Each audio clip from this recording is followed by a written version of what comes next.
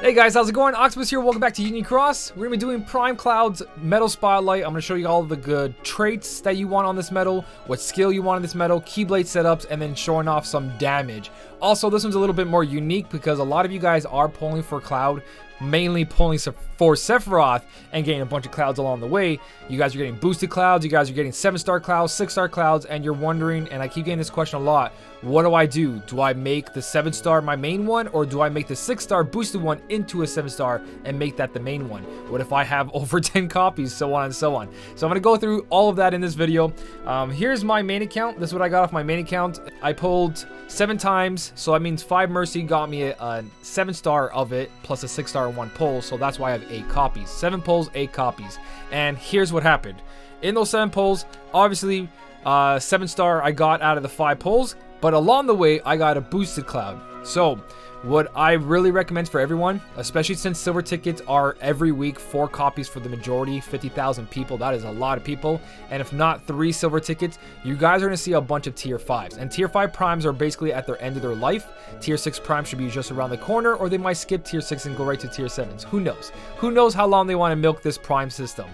So what I recommend, guys, if you have a boosted one and a 7-star one and you pulled a couple of times, I would definitely make the 6-star into a 7-star and put all the trait medals into that.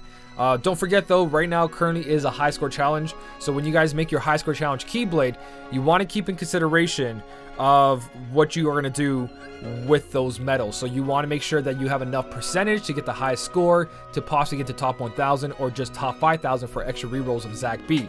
So when you look at this Keyblade right here, you guys want to say to yourself, all right, do I have enough percentages to keep in this whole thing? So for me personally, I can go Sephiroth into the trait slot. I can go Sephiroth over here. I can go Stained Glass over here. And then I can just fill up the rest with those 7%. So that means that I'm going to have my 7-star Cloud 14% and then my boosted one. So I want to keep 1 extra 6-star for this high score challenge because I have no other percentage medals besides that. For most of you guys, you probably won't have this or this. So you'll probably see something like this with the buffer, Kari or Shion EX over here. So you're going to need all those buffs and debuffs, or you might even see your buffer plus your defensive medal like Demix if you're doing a turtle strategy.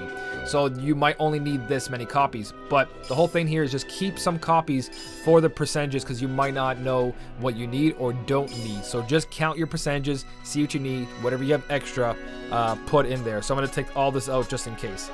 So let's go into the traits. Let's go for traits. Actually, before traits, most important thing, he does cost 6 gauges. Put attack boost 6 max on him, or 7 max if you have enough. I recommend going 6 because he is a tier 5. When tier 6s come out, you're going to need more attack boost max skills, and you're going to keep buying avatar boards if you put an attack boost skill in every single prime. But obviously you want a 7 or 8, the best attack on it for the most power. But remember, he's a tier 5, but he does pack a really good punch. So what traits do we want to go for? Make sure it's an SP gauge 0, 1, or 2. Very important. 6 cost is kind of heavy, especially if you get extra attack. You want that SP gauge 0. So, okay. Now, number 2 issue is that Prime, if you did get a 6-star that has boosted and it's not 7-star yet, don't forget that they only have 3 trait slots. So you are going to be using Mickey and Brooms for this re-rolling method. Not re-rolling, it's for this 7-star method. Where if you just put trait rolls into your 7-star, they have already 5 slots, but the 6-star version doesn't. So we got to work around that. What I'm going to do here is roll 3 times. After those 3 times, I'm going to throw Mickey and Brooms in there and then call it a day. If you guys don't have enough Mickey and Brooms, but you do have enough clouds, then just put the clouds in all the way till you guilt it. If you roll bad traits. So let's say you get paralysis resist, paralysis poison, then you might as well just keep rolling traits because you don't really want to keep those, especially defense plus 2,000, 800 HP. If you keep rolling those, then go ahead and use them instead of Mickey and Brooms. But I'd rather have 5 full trait slots, so I'm going to use some Mickey and Brooms because I got some to spare. And since 7-star medals are guaranteed every pull for everything, basically, a Mercy pull 5, you get a tier 7-star. You don't need Mickey and Brooms as much except for situations like this, so that's where your Mickey and Brooms are really going towards. This and copycat medals, so keep that in mind. So, wish me luck on my trait roll, guys. Wish me luck on my trait rolls. We're going to go for this. I'm looking for extra attack being the top priority trait for him. Then I want some -60 ground because Hades Cup has 1 day left plus all future content until we get better sub slots and attack boost 8 max or 9 max to balance out that not needed of a -60 as much. -60 will always have value. So, extra attack, -60 for PvE or plus 1000 for PvP and so on and so on, everything. Plus 1000 is just great. Besides that, I don't want to see anything else. I don't want to see anything else. Perfect traits, aerial, ground, extra attack, and 2 1000s. Boom, done. First one, guys. First trait roll. Just make sure that my 7 stars locked up. Make sure you guys are doing that. Make sure they are just 6 stars. And good luck on your trait rolls if you're rolling traits with me at the same time. Trait roll number 1, I'm gonna guess -60 ground because that's the one I want. Whoa, okay, that is a good way to start this. All right, so now that I see this is guaranteed gonna, oh, I can get my 5,000 jewels from the Hades Cup. Oh, this feels good. All right, trade roll number 2, guys. Trade roll number 2, I'm not screwing nothing up. That is my boosted one, right? Yep, that's my boosted one. You can tell by the yellow rating. The numbers will be white for normal, yellow will be boosted. All right, trade roll number 2. Extra attack, and I got a medal that I'll be using for a very long time. That is 2 good traits in a row. That is 2 good traits in a row. All right, let's keep going. Let's keep going. Level 69 out of 100. Cloud, you're looking good right now. All I need is a -60 aerial. I don't really need that because ground's more important, but it would be great. But extra attack is what I really want. Double grounds. Okay, that kind of hurts. That kind of lie. That kind of hurts. So like I said here, I have 2 copies and I got 2 places for those Mickey and Brooms that I'm going to use right now because I want those traits to be in there instead. Hey, and look at that. Oh, sorry. 3 Mickey and Brooms. It's going to be 3 Mickey and Brooms because that's not enough to guilt it. And that was only, what, 3 trait rolls plus that's 4. I need 7 in total, so yeah, 1 more right there. So this is going to cost you a total of 3 Mickey and Brooms, like I said, and also it's not a guilting campaign, so be careful. 126% though, that's pretty good. I'm gonna throw the magic mirrors and we're gonna continue those trait rolls. There we go, 150% fully guilted, and now we just got to make them 100 out of 100 and we can level them up to 7 stars. So remember, you need Mickey and Brooms for this method, and you need the tier 5 fairy, so you got to be playing PvP to do this. So there is my boosted double -60 ground plus 1000. So now the 2 more trait slots are activated. So let's go back to the clouds we have in the inventory and finish this guy off. Let me just make sure 6 star and 6 star. You never know, guys. I can screw up something easily.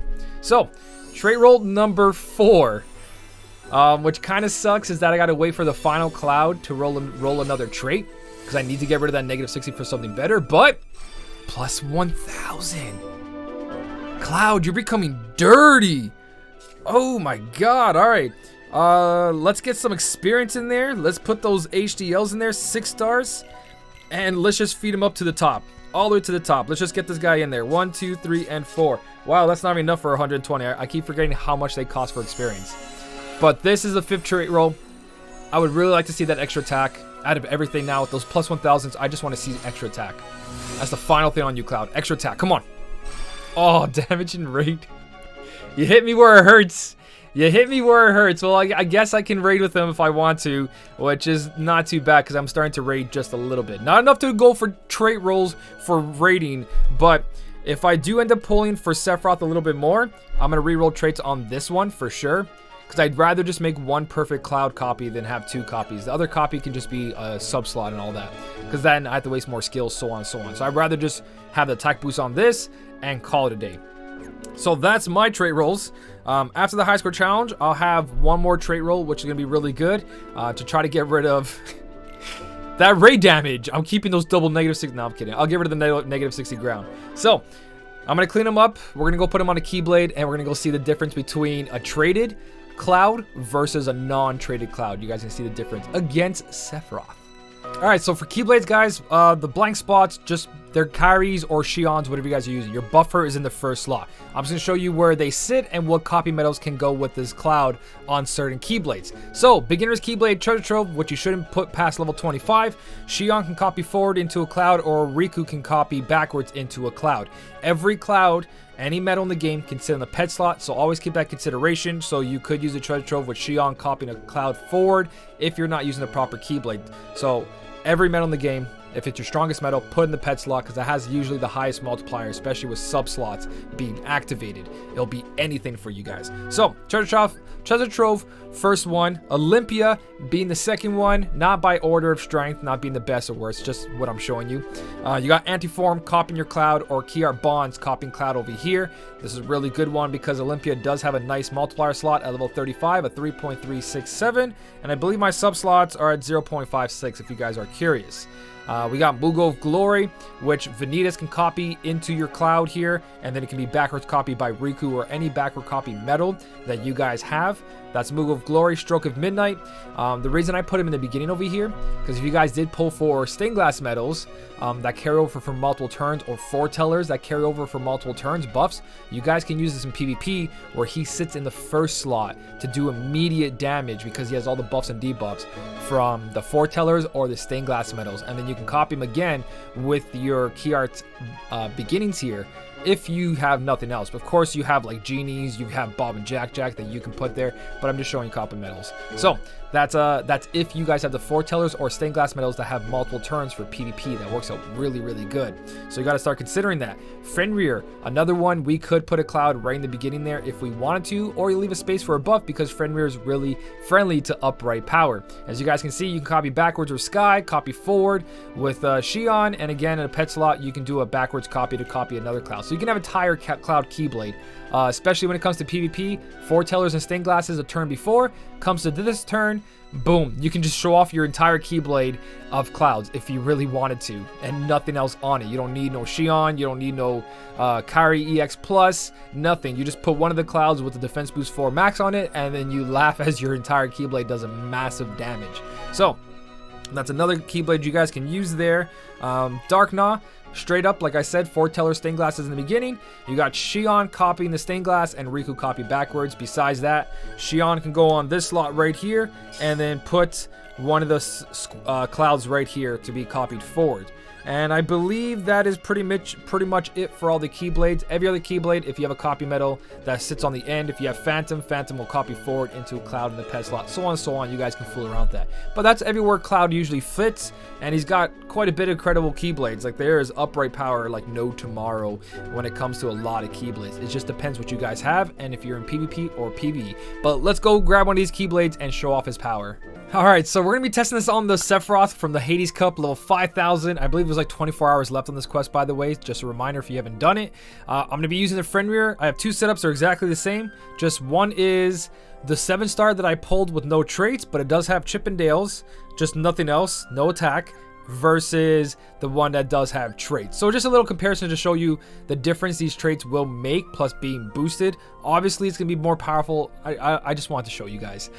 That's it, that's all I want. I just want to show you the little bit of difference. So we're gonna start off with this one. Doesn't matter the friend medal, let's just bring it in, and we're gonna see how much damage that the copy medal does without any traits versus a tier 5 copy medal that has negative 60 ground on top of it as well. We just know how important it is at the moment.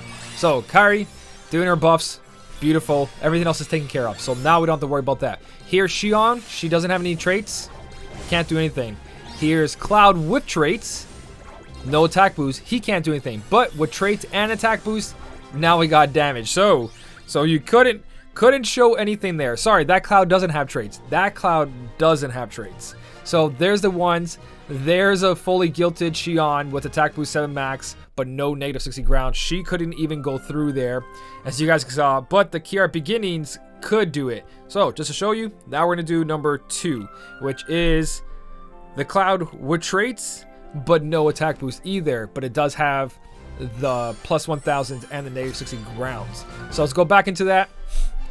Obviously, Key Art Beginnings, Beginnings is going to be doing damage because he does have that negative 60 ground there, but we want to see different type of damage here.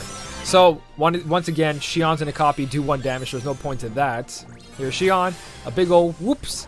I got a 1. And here's no attack boost, but with negative 60 ground. So even though this has no negative 60, no attack boost on it, it still did damage because all the plus 1000s, the boosted, and the negative 60 ground, doing 6 million per hit. And here's a tier 5 copy and 11 million, like I said before. So there you go, guys. I don't have the skills to put on him right now. I might have an attack boost max Lux Plus to put on him, but if I get an extra attack on it, it's going to hurt a lot. Either way, that is Cloud's Metal Spotlight, a non-boosted, non-traded metal versus a traded metal, just to show you guys the big difference there. Maybe for some of you new players, that'll show you what you need to do to actually get some power in there. But attack boosts are very, very important. Let me know what you guys got on your Cloud, because I'm pretty sure everyone pulled for Cloud, and I mean everybody. Most of you guys pulled once because that's all you need for the high score challenge for Zach B.